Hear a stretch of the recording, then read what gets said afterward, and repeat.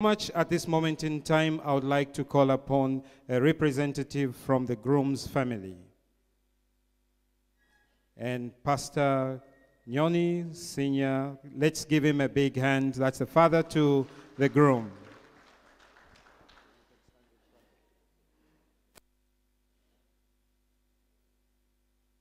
Distinguished guests, the Deputy Mayor of Kitwe, the guest of honor, all friends and relatives, Pastor Bishop, who is absent, the instructors, fellow believers, ministers of the gospel, it's my great pleasure to stand before you at this memorable day that we see Caleb, who bears my name. When we brought him forth, I thought I should give him my name, but as he grew up, I got afraid. You know, when somebody has your name and they commit a crime, people will think it's you who have committed the crime. So I said, no, this boy, I've given him my name. What if he commits a crime? So I just committed him to God. So from about 4 years old, you would pick a little stick, like a mic, and you'd look for a high place and start preaching. And he... And he didn't even have a Bible verse. You say, a donkey ran and climbed the house, amen. So I could see there was a gift in the young man. So he, from 4 years, 5 years, even before he went to school, he was preaching. You used to see me with a mic, and then after church, he's preaching, and we left him like that. And I started moving with him in a car. Then I would say, Caleb, you know, there are other people that don't have food on the table. There are people that lack. It's not everybody that has got food, that has money. So I am going to do one thing with you. We will visit all the people that don't have anything.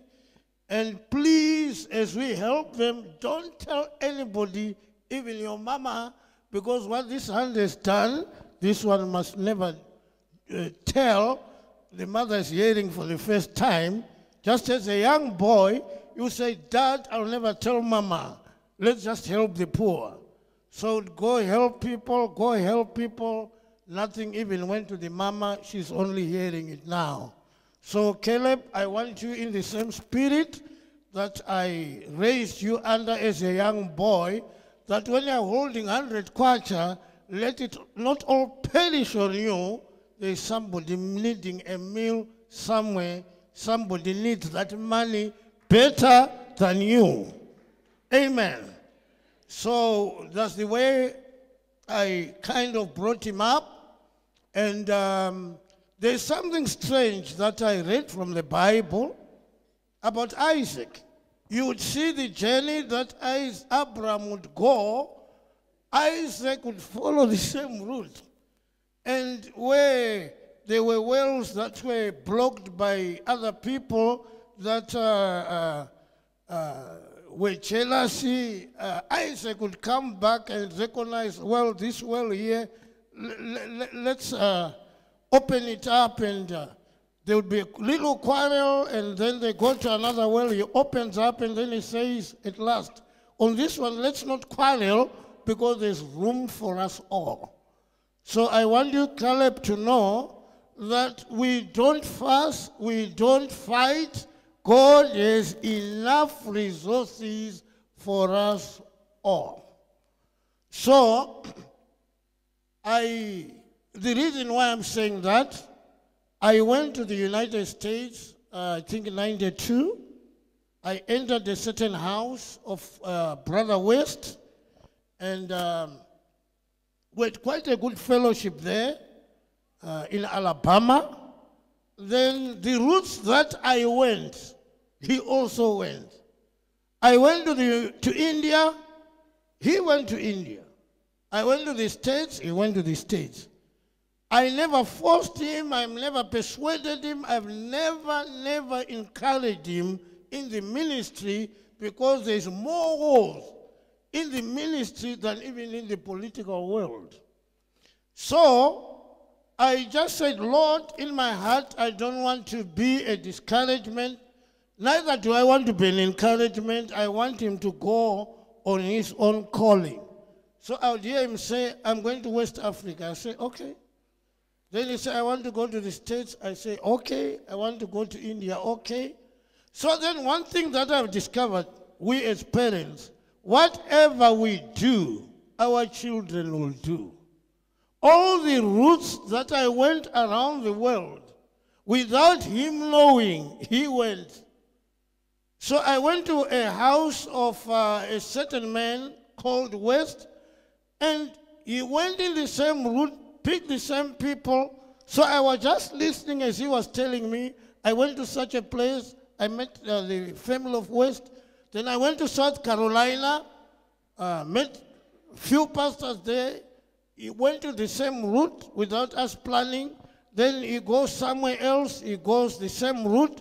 But one thing that I've desired of him, which I'll instruct him, is that the wine that was made by Jesus at the end of the feast was sweeter than the wine that was at the beginning of the feast.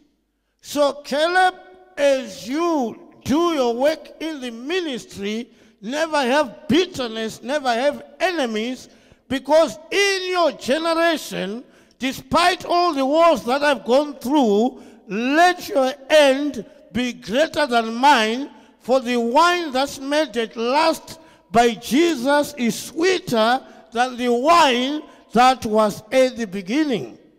Your life must never copy and paste. You must never say, this one didn't agree with my dad, so I will not agree with him. Let not my enemies be your enemies.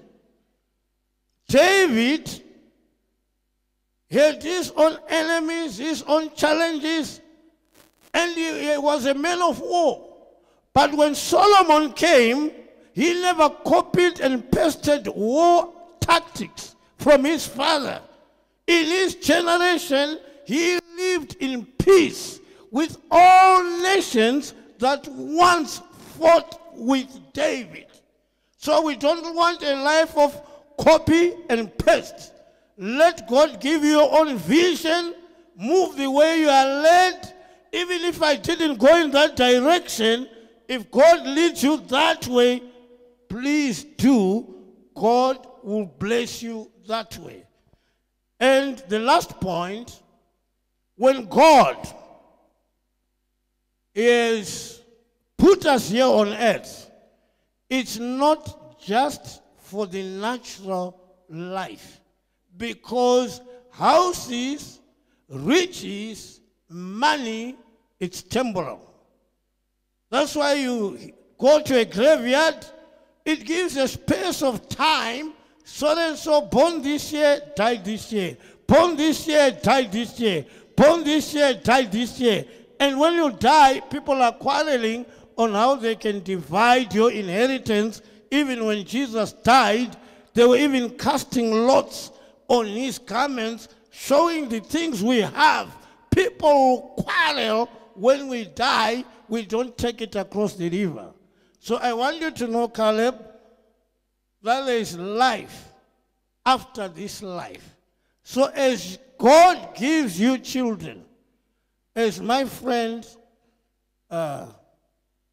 Mbawe said, take those children from the natural where they can have a spiritual birth, so that across the curtain of time, you will meet those children. So I want to advise you that, as Paul said, Timothy, my own son. How did he become a son? Not by natural birth, but by a spiritual birth. The one became a parent. So the children that you are going to have, let it not end by watching cartoons, watching entertainment things. Take them further beyond what this life offers to what Jesus Christ offers. Then beyond the curtain of time, there will not be a face missing. Mama will be there, Leah will be there, all the children will be there. Then there will be a continuation of this life across the curtain of time. I want to appreciate the deputy mayor of Kitwe. They had their own arrangements in the marriages, and some things were not kicking as fast as it should have been. So we decided to go together to Kitwe at that time with Caleb, and Brother Norton is a wonderful man. He has stood in the gap and really has helped. Brother Mkupa, those are great men that has made this day possible. So the moment I met the deputy mayor, I recognized him, he recognized me. We met around the 90s as they came across to Zimbabwe with Albert Mshipe, who also happened to be my friend. Brother Zulu, I think he's seated somewhere. Brother George Undama, all those were John Chileshe. They are people that we have known and hosted. So the moment we saw each other, I said, no, game over. Let everything go well. And everything has gone very, very well. It's been a very, very good counterpart. We visited him 2 weeks ago, a week ago at his farm, and we had a splendid, splendid time. His wife is the best cook when my wife is not around.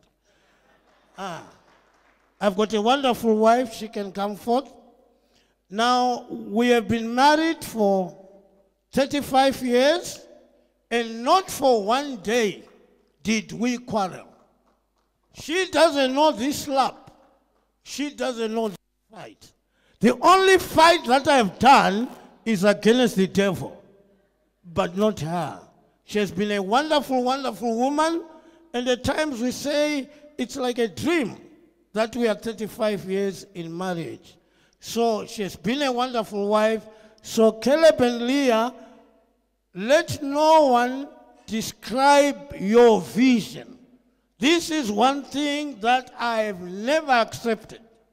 Never allow the opinion of another man to determine your destination. That doesn't work. Joseph had his own vision. He declared it to the father. He declared it to the brethren. All of them were confused by that vision. It tarried, but it came to pass. So whatever God puts upon your heart, don't be limited by me. Don't end where I ended. Just go the way God has led you. I want to appreciate the instructors. They did very, very wonderful lessons. The precious brother here, you can stand. And his wife. They are all here. Brother Chilia and the wife, Sister Chabala. These, without a salary, have been instructing them for hours and hours after church service. Is there anyone whom I left out? After church service, instructing them on how to run a home.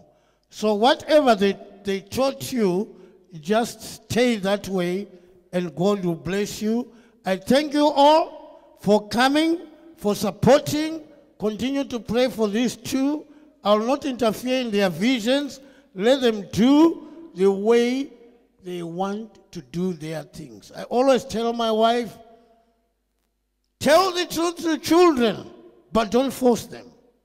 Tell everything that's in the Bible, but don't follow behind. Let God lead them. And I do believe the Lord is going to lead them all the way. May God bless you all.